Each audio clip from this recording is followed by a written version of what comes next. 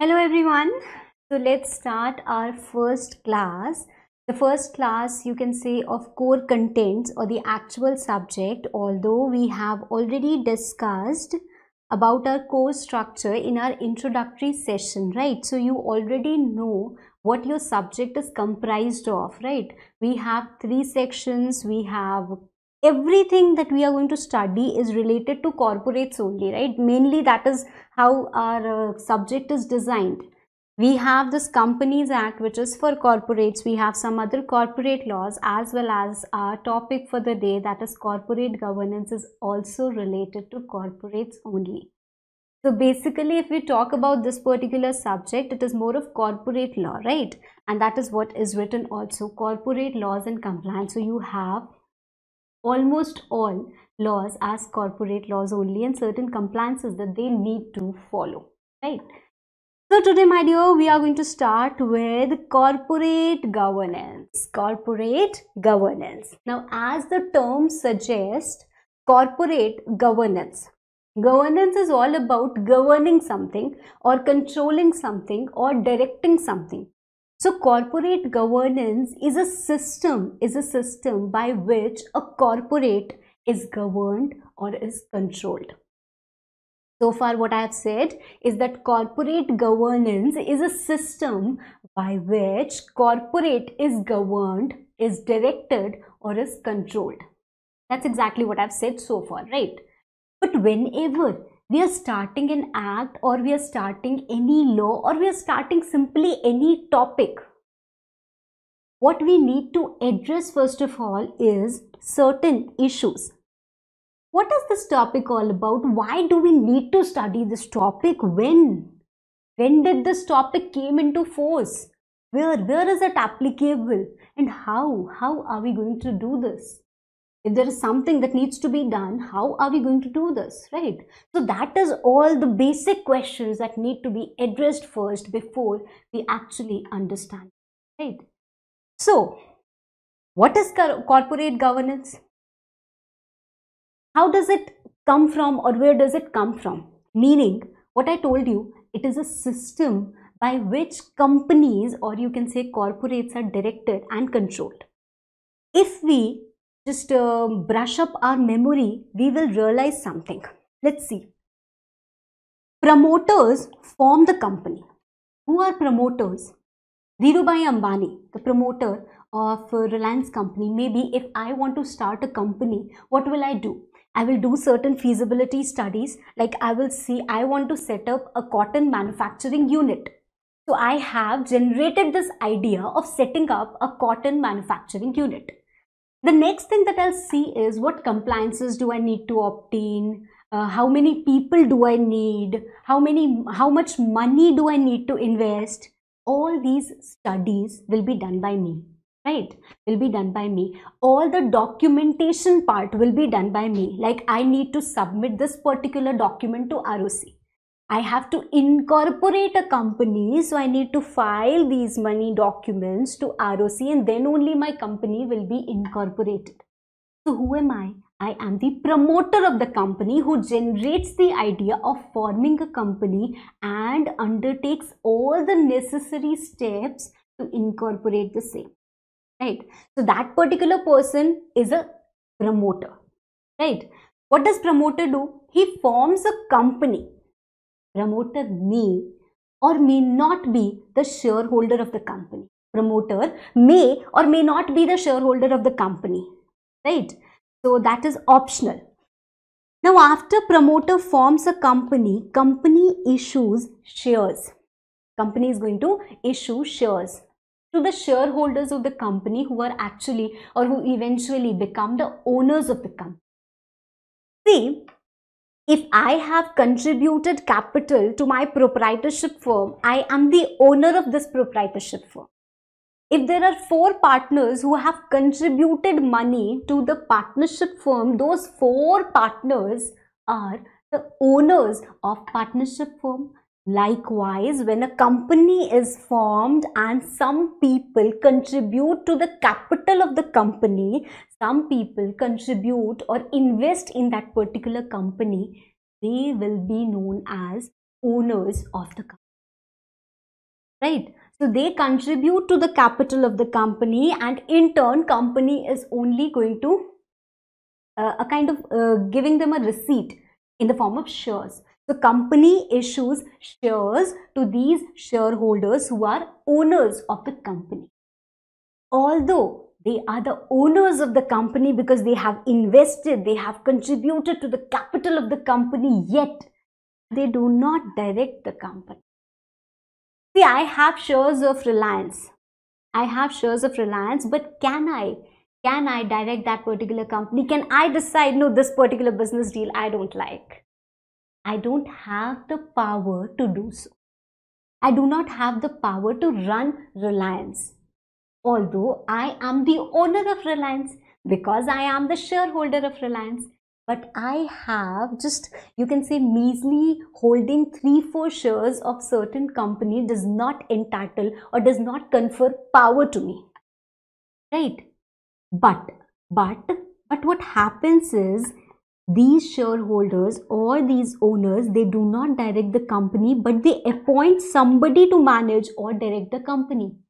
Whom they appoint is the directors of the company. A promoter forms a company issues shares to the owners.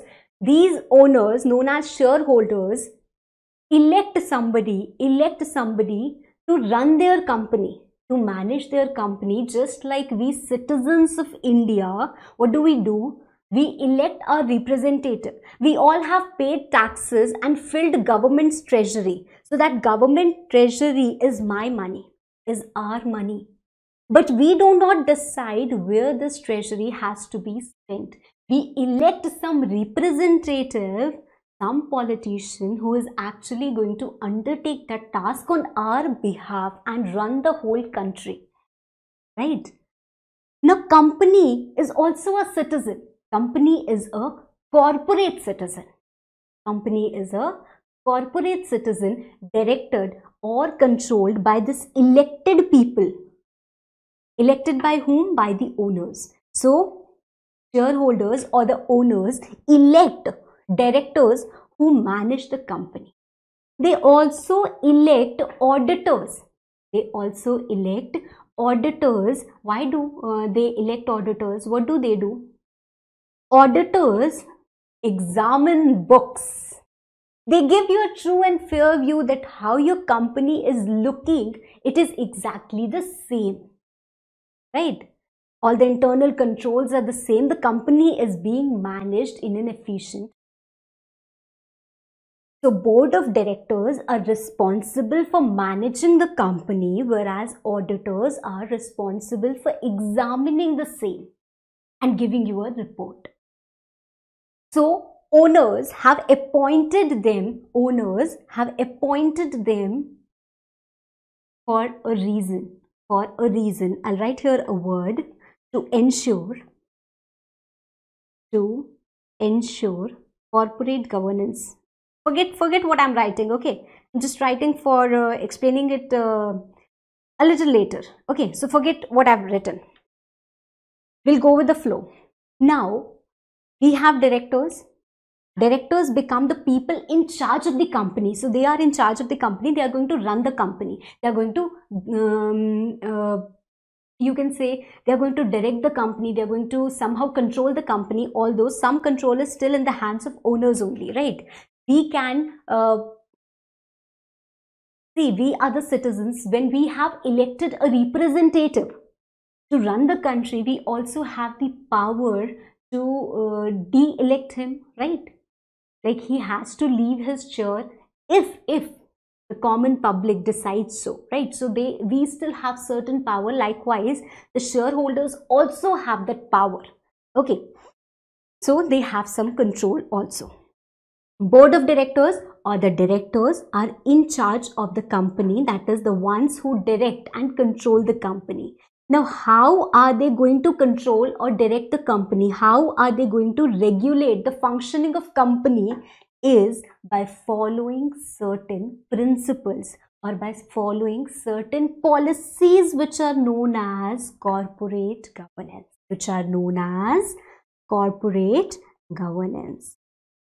a system or policies by which companies are directed and controlled. But it is very different from your operational day-to-day activities, right? See, the company is managing a lot of operations also. There is some production going on, there is some sales going on, there is some marketing going on. Corporate governance does not mean how you have to produce your goods or how you have to sell your goods. It is not about that. Corporate governance is a policy or is a set of policies which tells how the company is going to function on the principles of accountability, transparency, and ethical practice. There are basically three pillars of corporate governance: FAT, fairness, accountability, and transparency, commonly and popularly known as. So corporate governance, my dear, is dependent upon these three basic principles. And we still did not understand anything.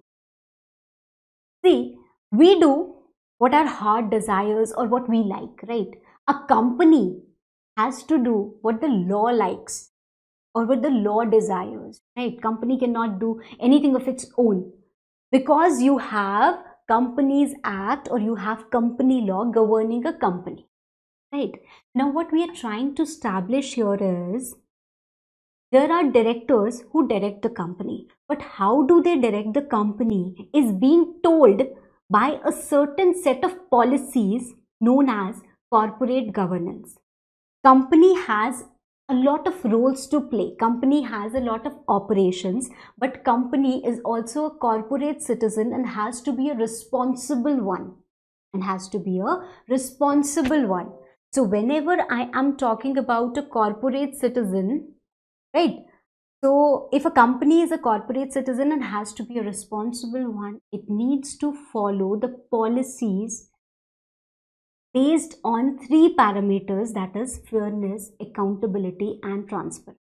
That means company has to undertake all those steps which are given in corporate governance to ensure that it is functioning in a transparent manner. Ma'am, what is the need for the company to function in a transparent manner? Company is producing goods, company is selling those goods, and company is making profits. It is all that is required. Profit maximization is the ultimate key. That is what we know. All we need is profit, right? We don't need anything else. Now, what happens if you keep on earning only profit? Or if you are not working in a transparent manner, there can be very harsh consequences. Okay, so it is important that you follow corporate governance, you follow good corporate governance. So far, all I have told you is that corporate governance is a set of policies, which company needs to follow or which directs the companies on the parameters of ethical practices. Okay. Now, if we come to the second part, why?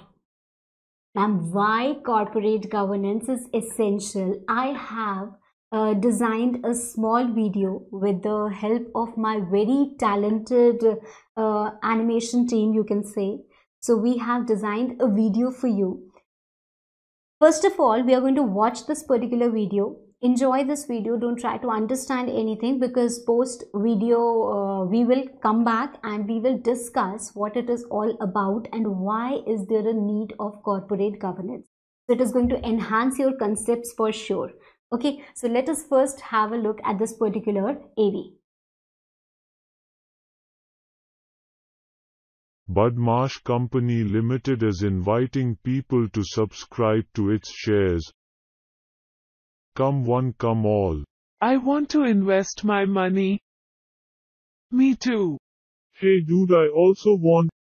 Sir, we have collected lot of money. Hey auditor. Hey, why do you look upset? Can we do something to hide this loss? We can definitely manipulate accounts.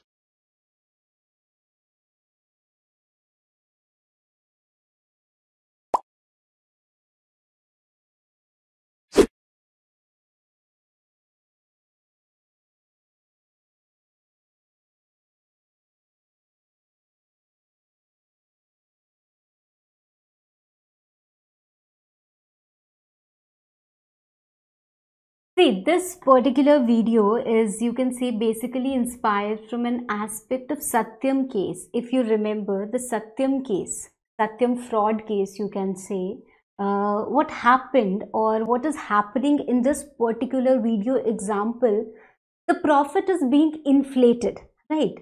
There is a company known as Badmash Company. Now, hearing the name, I think I wouldn't have invested in this particular company. But as you can see in the video, there are some innocent small investors unaware of their intention or of their fraudulent practices. They are willing to invest in this particular company and buy the shares of this company. What happens is the money is collected, the shares are issued, but eventually company suffers from heavy losses. Now, when company suffers from heavy losses, the company is worried about its image, plus the fact that if losses are being conveyed to the investors, what will happen is the investors would want to sell their shares, leading to a sharp decline in their share prices. And this particular company might be thrown out of the market. So, the concerned company goes to the auditor of the company and asks for a suggestion, but he himself has an idea of manipulating the accounts, right? So auditor and the company decides that we are going to window dress the accounts, we are going to manipulate the accounts, and from loss, they actually turned the figure to a profit of 2 crores, which made the investors go round and round, right? So they danced with joy and they were very happy with the result and with the fact that they have invested in such a nice company that their money is going to multiply in number of times. But they are unaware of the actual scenario. So indirectly, what the company is doing is cheating its shareholders. And how the company is getting an opportunity to cheat the customers is because there is not corporate governance. There is no policy that is telling the company that you have to be fair, that you have to be transparent, that you have to be accountable for your actions towards the shareholders. Because there is no corporate governance that is directing the company to do so. There is no set of policy that is telling the company that you need to disclose this. Had there been a policy to disclose, or had there been a policy to work in a fair and transparent manner, had there been a policy that if the auditor is involved in such things, or if it is found out that the auditor is involved in such things, heavy penal action or maybe imprisonment will be attracted to the auditor. The auditor would have been scared, right? So because of absence of such kind of policies, the company was able to cheat shareholders, leading to unethical practices because of lack of transparency. And that is why the suggestion being given in the video is to improve corporate governance, right? So if corporate governance is not there, it is going to be detrimental for the interest of investors at first place. But it is not just the investors. It is not just the investor. Company has to interact with a lot of other people also, known as stakeholders. So company has to interact with the government. Company is paying taxes to the government. If company does not function in transparent manner, or hides its income or suppresses its income or inflates its income, whatever, the taxes will be affected, the government will be affected, the economy will be affected. Government is most concerned about public. Believe me or not, right? Government is most concerned about public. So if you are taking money from public, you have to be accountable towards every step that you take. You have to be fair. You have to be transparent. You have to be transparent. See, what happens usually is, supposedly, your mother gives you 1000 rupees to get some grocery.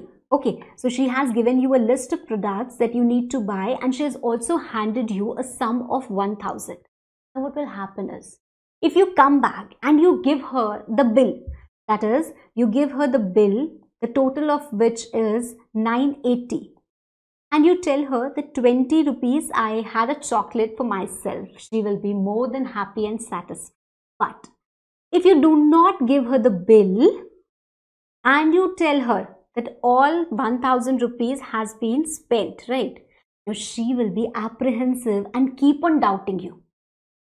I don't think this grocery is not worth 1000, although she buys it every day, but still she will not realize its worth, right? So she will keep on wondering that maybe, no, he does not have any bad habits. Where could he have spent that money? So she will continuously keep on doubting you. Why? Because of the absence of disclosure. So whenever you disclose things, whenever you work in a transparent manner, it helps to build confidence. It helps to build confidence. Had you told the investors that due to certain reasons we have suffered loss in this particular video example, and we achieve, or we are working on this particular thing and we achieve, expect to achieve heavy profits in the upcoming year, the investors would have been slightly disappointed, but they would still be connected to you. But because of this cheating, when they come to know, they will immediately go away from you, right? So you will lose investors because you have lost their faith. Okay. So first of all, corporate governance is certain set of policies that directs a company to promote fairness, accountability and transparency. So based on these three parameters, there are certain policies. Based on these three parameters, there are certain policies which corporates are required to follow. Why? Because there are a lot of benefits of following these policies or adopting these policies that we will discuss. Benefits of corporate governance. Okay. Benefits of corporate governance. Let's first switch to this particular topic. Okay. So this is exactly the notes that I have provided you. I hope you're all right. So if we come to the definition part, once again we will read it. Corporate governance refers to the set of policies that are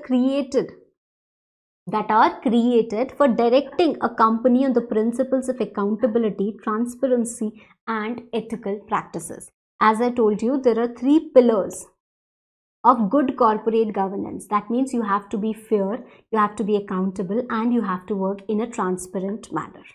Now, when I am talking about fairness, it is not just, you don't have to be just fair to your shareholders, but you have to be fair to all the participants, that is to all or towards all the stakeholders. Who are the stakeholders? You have customers, you have suppliers, employees, lenders, government, of course. There are shareholders for sure. Shareholders are the prima facie thing, right? And you can say the society as a whole. Okay. What we are trying to say is there are certain policies which are framed, which are being framed or which are being created on the principles of transparency, accountability and fairness, right? I told you that company is a corporate citizen. Company is a corporate citizen and has to be a responsible one. Responsible one. Okay.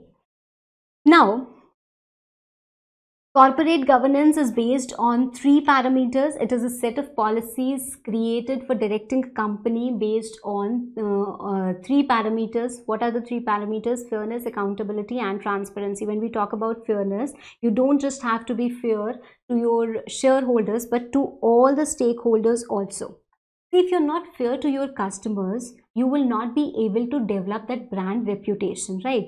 Every time I buy a product, if it is worth it, I will be more loyal towards that particular brand because I know that this brand is not going to give me any underrated product, right? Not exactly underrated, but any product which is not of that particular quality that I'm expecting, right?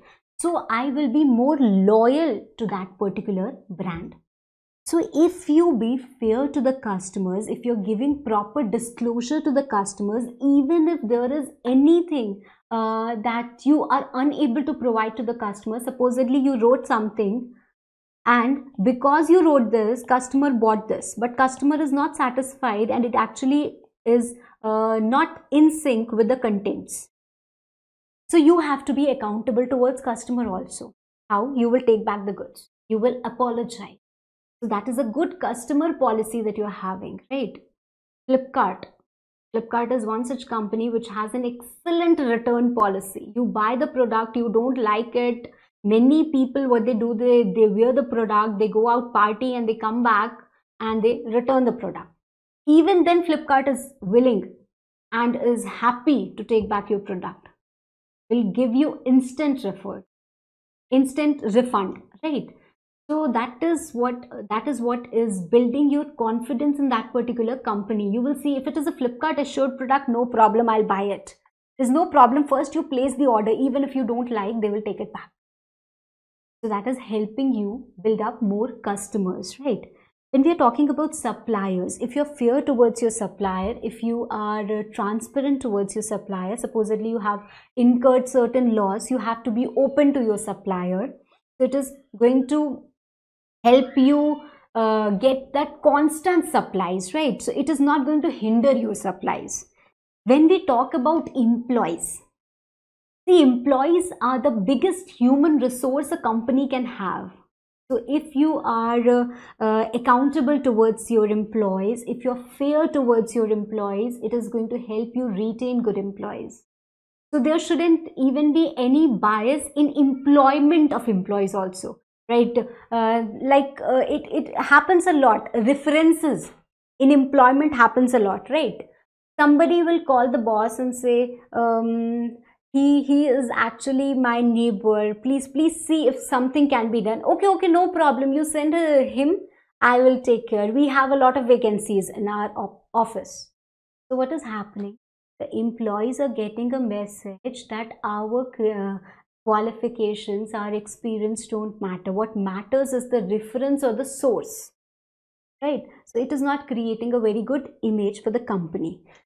There are lenders like banks. If you are working in a transparent manner, the banks know that what your financials present, they are the actual figures. You haven't manipulated these figures. When the auditors have signed it, they trust the credibility of those financial statements and they will be willing to extend loan to you, right?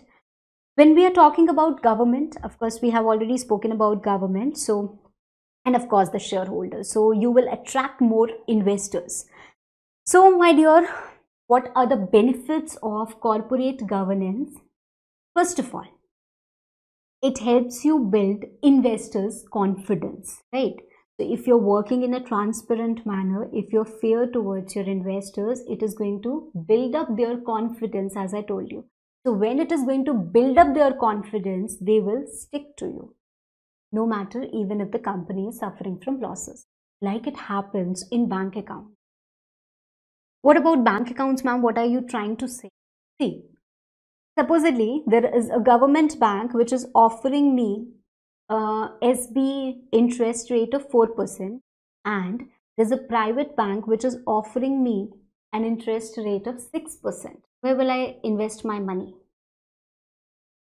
Okay, some people might be investing in 6% slot because they are willing to take more risk. But if you talk about safety options, I will invest in this particular bank. Why? Because although I might not get more return, but I am sure that my money is safe because I have that confidence in government bank. Likewise, if a company gains investor confidence, investor will be willing to extend money or invest in this particular company even if it is getting less return. So from company's point of view, what the company is getting is, company is getting capital at all times. Whenever a company wants capital, lenders are willing to extend the loan, the investors are willing to purchase the shares, and you also have long-term investors who are not going to go anywhere. They will stick with the company. They will be loyal to the company, right? Plus, they will even be willing to provide money at lower cost. So you will get money at lower cost, right? As it happened in this particular case. So first of all, corporate governance, that is, if you follow the set of policies which are promoting fairness, accountability, transparency, ethical practices. So if you're following ethical practices, like you also have a concept called as CSR. That is corporate social responsibility, wherein company needs to spend a certain percentage of their net profit for a social cause. Supposedly somebody is poor, okay, and you're feeding the poor. So feeding the poor is a social cause that you're doing. You are doing something for the society. Now when you do that, investors gain that confidence in you. Oh wow, he's such a nice person, right? So this company is such a nice corporate citizen. They are working so much for the society. So when they are working so much for the society, the investors will have that confidence in.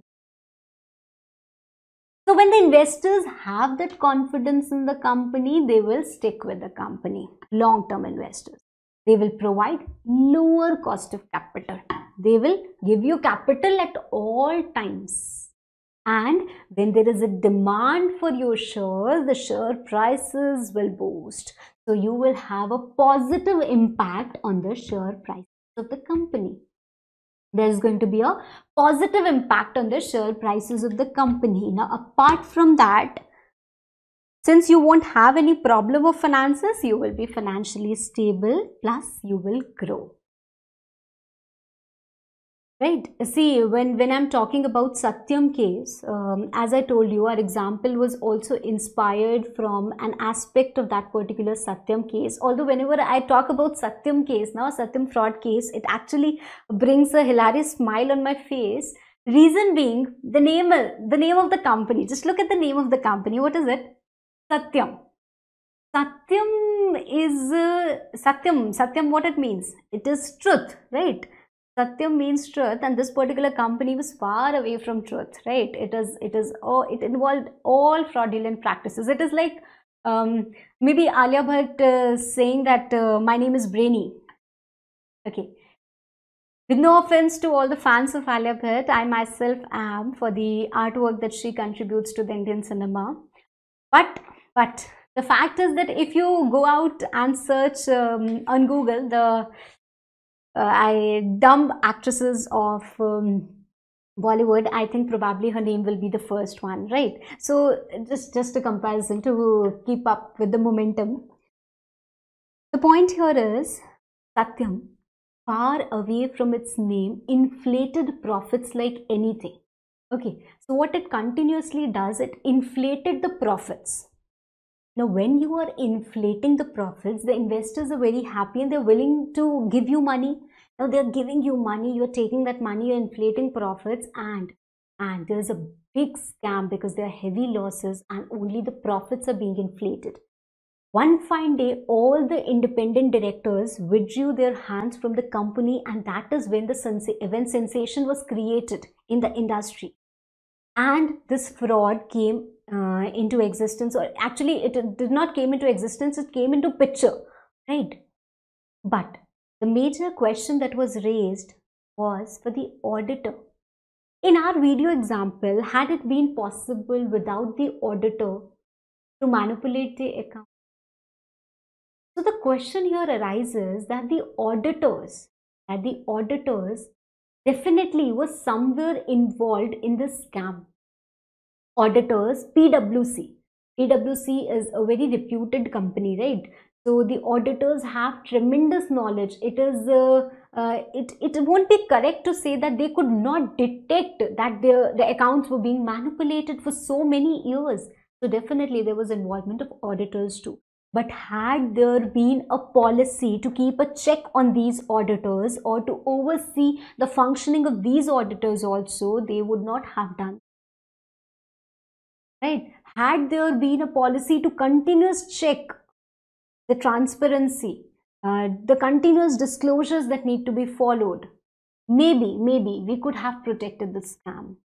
See, ultimately loopholes are there in every law, right? So there are still chances of every scam happening, but with every mistake we learn, right? With every mistake we learn. So we'll discuss this. So Satyam company grew like this, but there was a pitfall. But if a company is financially stable, is following corporate governance, it is going to grow at a very good pace, right? And it is going to overpower that particular fraudulent companies, right? So you are going to witness financial stability. You're also going to witness economic growth. There is always going to be availability of capital. With long-term investors, you are going to get lower cost of capital and the share prices are going to boost, right? Definitely, there's going to be a positive impact on the share price. There's going to be a positive impact on the share price. Now, apart from this, you can also say it helps you to develop brand reputation, brand image is enhanced. Brand image is enhanced, right? So these are the benefits of corporate governance. These are the benefits of corporate governance. Clear? Now, this particular corporate governance, I would say it is not an act. It is not an act, but more like a code. It is not even exactly a code, but it compiles of. So it is a compilation of all the relevant set of policies. Like you have certain policies given in Companies Act. You might have certain policies given in some SEBI regulations that company needs to do this. Say for example, company needs to appoint an independent director. An independent director. See, if I take an example, supposedly you have your practicals or you have your viva in board exams. Now, what happens in practical examinations that are going to be held in the school itself, right? But some external authority or some external examiners come and they take your exam. Why? Why can't internal teachers take the exam, board exams? Because the internal teacher is interested in the school results, is interested in the student and would eventually want that all students, supposedly the total is 30, would want that all the students get 30 out of 30, right? And if there is going to be doubt on integrity, maybe she'll give one or two student 29 out of 30, right? That is the maximum that a teacher will do, internal teacher. But when external teacher comes, she has nothing to do with the school. She has nothing to do with the school results. All that she is going to evaluate is the competency of that particular student. That is why we say that independent sources are going to be more reliable. That is the reason Companies Act introduced the concept of independent directors. This is your company, and you have appointed these 4 directors. They are only going to work in the manner you want, because they are all interested in the company. Usually the promoter who founds the company becomes the director of the company also. So he is very much interested in the company. But if you appoint somebody from an external source who has good knowledge, he is definitely going to contribute to the company, and he will work in an unbiased manner, which is going to promote transparency in the company. So appointing of independent director is a policy, or you can say is directly corporate governance. So one such policy, like this, you have a lot of policies. Which also promote. Why are they incorporated in the company? To promote transparency, accountability in the company, right? So I hope this much part is clear. Now when we come back to our corporate governance chart, we know what corporate governance is. We know why corporate governance is needed. Now we need to know when this corporate governance came into force. Mainly post-liberalization, when our Indian economy opened the doors and to globally and invited foreign companies to invest here. There were liberal policies. So that is the time when actually corporate governance came into force. So mainly, all those slight policies every company has, right? Where is it applicable? Mainly on listed companies. Why?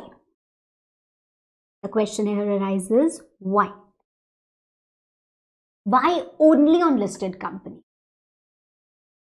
See, corporate governance must be followed by all sort of companies, even by the small businessman. But as I told you, government is concerned where public money is involved. If I earn 50,000 rupees, is anyone going to stop me if I go out and buy a mobile phone of 50,000? Except for Rajnikant, right? He can do anything. Nobody can stop me. Why no one can stop me? Because it is my own money. But if I take money from you, saying that somebody in the family is unwell and I urgently need money, I'll return it to you tomorrow, and I go out and buy a mobile phone of 50,000, now you will be one. Now I have to be accountable to you that why did I lie and borrowed money and I'm spending it for the purchase of. So now I am accountable. So when it is your own money, you can do anything. Like in case of private companies, it is your own money, you want to spend it, you want to keep it, what you want to do, you can do. You have some compliances under Companies Act, that is all. But when it is a listed companies, that means somewhere it has made public offer and has accepted monies from general public, then it has to be accountable. It cannot just take public money and run away, like these fraud people have done in past, right? So government is getting more cautious. The government is framing strict policies, stringent policies that you must follow so that everything is in transparent and fair manner. Okay, so that is why mainly listed companies. You have unlisted public companies also. But unlisted public companies don't give public offer. They are formed as a public company, but all the shares that they have issued are not through public offer. Because any company, if makes a public offer, has to list itself on a recognized stock exchange and it becomes a listed company. So only a company listed on a stock exchange has made public offer. Even if you haven't understood this particular point, don't worry at all. We'll be discussing this in Companies Act later, right? So I hope this much part is clear. Now, how do we do this, ma'am? How are we going to incorporate corporate governance, and where will we get these set of policies which we need to follow? So all these policies are given in the legal framework, not in one act, because there is no such act of corporate governance, but in different laws you have some policies that we have compiled and is known as corporate governance. What is the legal framework? Here is the legal framework. Here is the legal framework. But before that, we have an example. Not exactly an example, but an example. So an example of good corporate governance is a well-defined and enforced structure that works for the benefit of everyone. So there's a company which is working for the benefit of everyone, okay, and is following the ethical standards, all the best practices, all the laws. So this is an example of good corporate. So you're following all the set of policies, you're working ethically, you're working for the benefit of all your stakeholders. That means you're practicing good corporate governance. And when it is called as a bad corporate governance, that means you're managing this corporate very badly.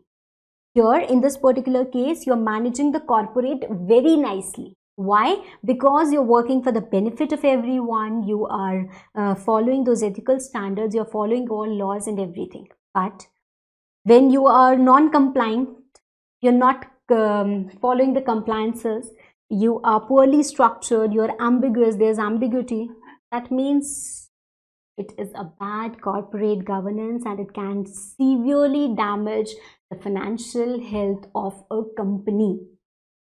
It can severely damage the financial health of a company. I hope this much part is clear, right? Okay, so we'll move forward now. Legal framework. You have some policies which are given in Companies Act. You have some policies which are given in SEBI guidelines. You also have SEBI loader for the same. Very important from this particular point of view. You have some policies given in Kumar Mangalam Birla report. Accounting standards, listing agreements. One by one, we are going to analyze all these. One by one, we are going to analyze all these. The very first one, Companies Act 2013. Companies Act 2013. Now, before I tell you this particular point, listen to me. Supposedly, I have formed a company. That means who is the promoter of the company? It's me, Shivangi. I hold 30% shares. I hold 30% shares in the company and rest are issued to public. Rest are issued to public. That means what can I use? Say is promoters shareholding. Promoters shareholding is 30% and others or public is 70%. Others or public is 70%. Right? This you can see. Now, supposedly, if at my place, it can be anyone. It can be Ambani's also. Ambani's also, they have the promoter's shareholding. That means maybe his family members, they have founded the company. So they have certain shareholding. They have 44% shareholding in a particular group, or maybe 40% shareholding in a particular company. Now what was going to happen is, maybe if they want to control the company their way, which might be unfair to other shareholders or which might be unfair to somebody else, So what Companies Act did is it involved the participation of shareholders. It said it is not just the directors. I have formed the company, I have 30% shareholding, and I'm also the director of the company. So it is not everything that I can decide. I want to start a new business with their money. Can I? I want to give away dividend to everyone. I've earned huge profits. I want to give away all the dividend. Can I? No. That is alone I cannot. So as a director, I don't have all the powers to run a company. There is participation of shareholders in many cases. That is, there is involvement of shareholders also. So shareholders are involved. Shareholders actually help us in making decision. Supposedly, if I want to declare dividend, how the process of declaration of dividend is, if I want to declare dividend, what I have to do is, after passing a board resolution, I have to take permission from 51% shareholders.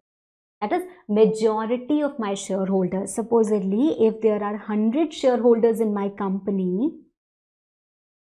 at least 51 shareholders. I have only 30% stake.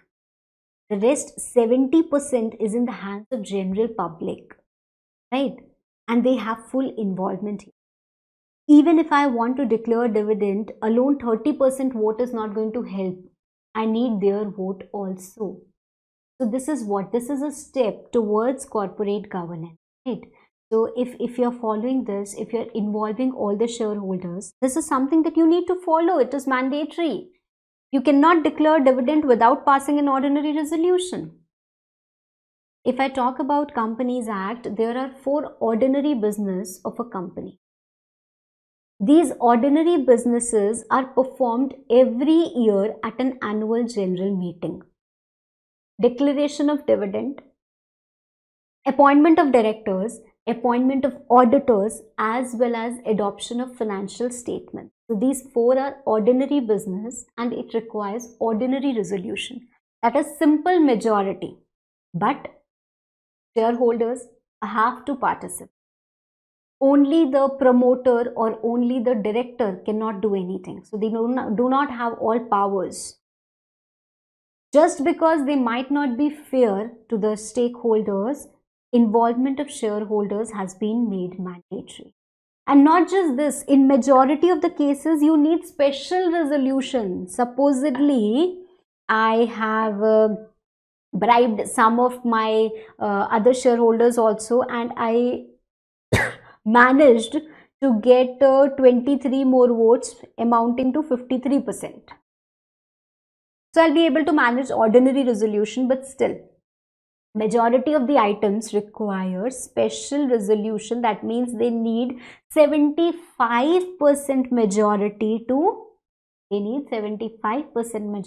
to actually come in place, which is not possible alone by the promoter or by the, you can say, directors. So the dominance of the promoter shareholding is being curbed, right? So all the shareholders are now required. Okay, so that is one such step. You also have a case of operation and mismanagement. Operation and mismanagement.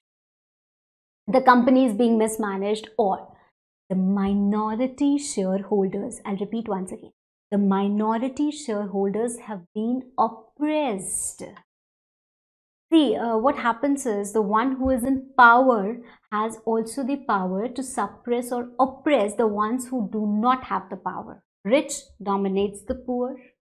Like powerful dominates the not so powerful person. Likewise, when there are shareholders who have a lot of power, like somebody like me who's holding 30% shares in a company has a beautiful say in the company, but someone holding 0.5% or 0.0001% shares, he does not have any say in the company.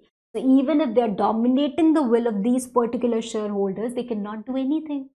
But There's a chapter under Companies Act 2013 which has given power to these minority shareholders who are holding at least 10%. Supposedly, I have 1% shareholding, and you have 5% shareholding, and somebody else has 5% shareholding. So total we become 11% shareholding holders. So we can claim a relief to the concerned authority.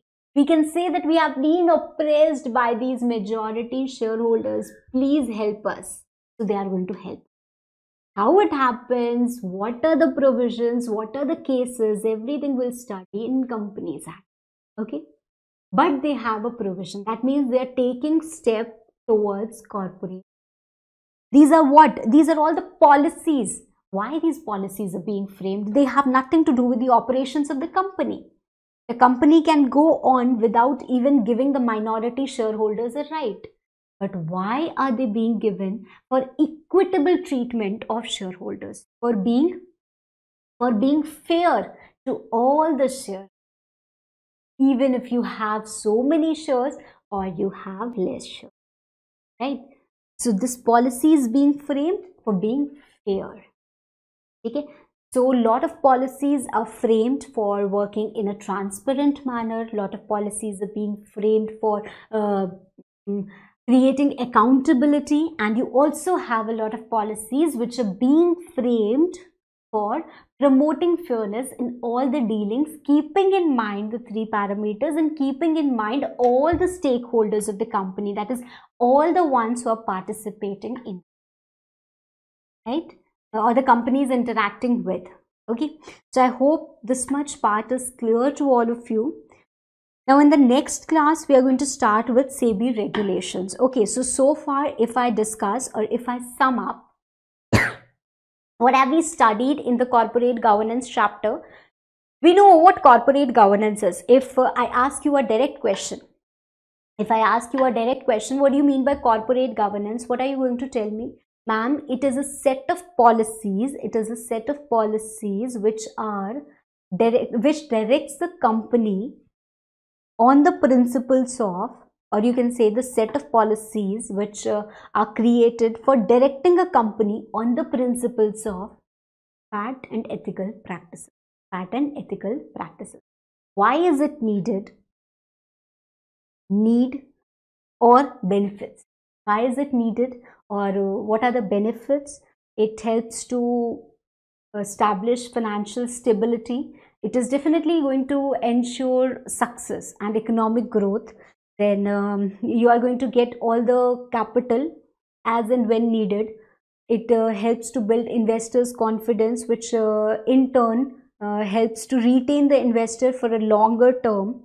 It is going to lower the cost of capital. Then it is also going to eradicate, you can say, corruption, mismanagement and everything. Then it is going to lead to higher share prices. It is going to build up a brand image. Okay.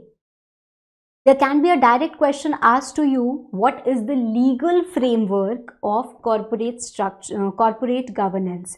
So what are you going to answer? All these points, Now, depending upon the marks or the weightage that this particular question carries, supposedly it is being asked legal framework and the question is of 5 marks. So all these points, of course, and you also have to write this, but not completely. In short, you are going to write briefly, you are going to sum up these things and you are going to write, say, 3 lines for each point. Okay.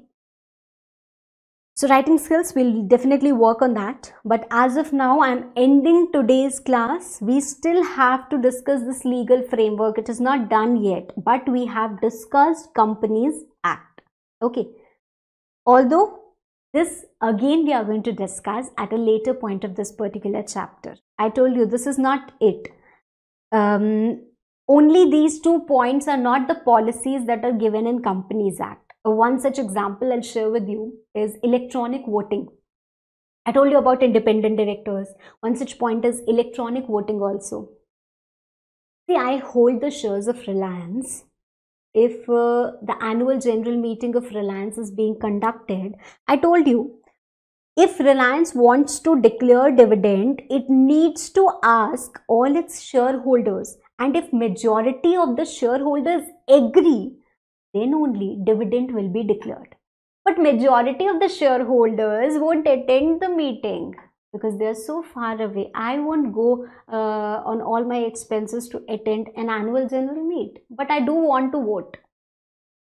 So that is why the concept of electronic voting has been introduced, so that I can sit back at my home and just by clicking, I can vote. I can vote. So here my participation is being enhanced. Earlier there was only a provision of participation, but now this participation is actually being executed by introducing electronic voting, right? So these are not just the points or the only points you can say in corporate governance. You have a lot of other points. CSR also comes under Companies Act, that is corporate social responsibility, and slowly we are going to discover what we need to. Okay, but this was just a few examples. That is how it has been done. These are the major things or major points. And we end our class here itself. So SEBI regulations we will be doing in our next class. Hope you enjoyed the class. Thank you.